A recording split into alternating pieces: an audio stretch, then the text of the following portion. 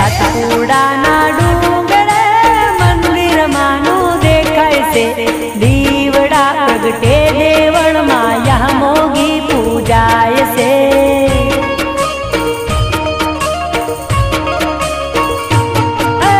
ધીમા ધીમા વાયરામાં લાલ ધજા લહેરાય છે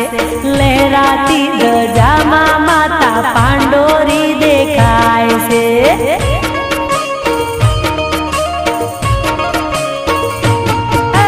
સાતપુડાના ડુંગરે મંદિર માનું દેખાય છે દીવડા પ્રગટે દેવળમાં યામોગી પૂજાય છે।